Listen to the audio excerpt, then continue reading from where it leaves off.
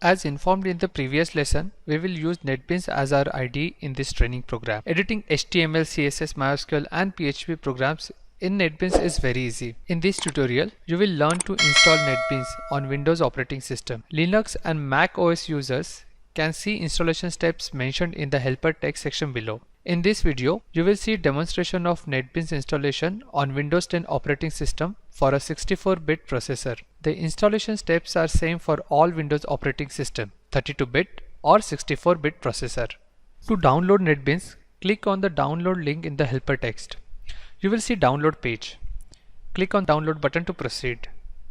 On this page, you will see different NetBeans bundles that support different types of software or development processes. This will support all the development options.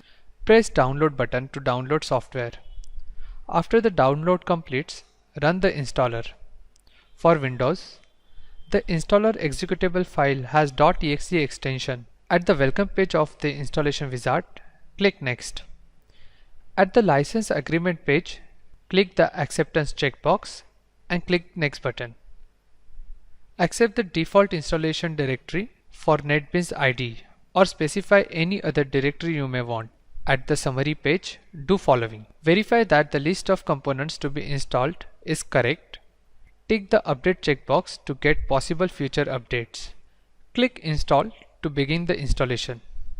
We are almost done. Just click finish button to complete. We have successfully installed the NetBeans. To open NetBeans, double click NetBeans icon. This is what you will see first time. Select new project from menu to create a project. In the new project window, select HTML5/JavaScript category.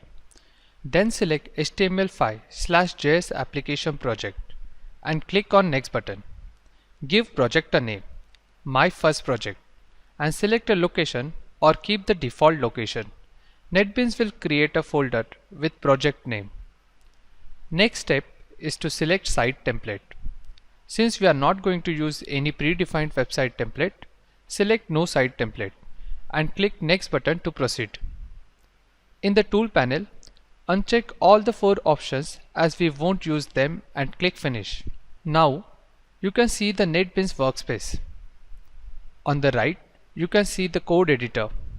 On the left, you can see project panel showing all the files and folders in the project. Notice the project folder, my first project, in this panel. You can use this to navigate to the other files in the project folder.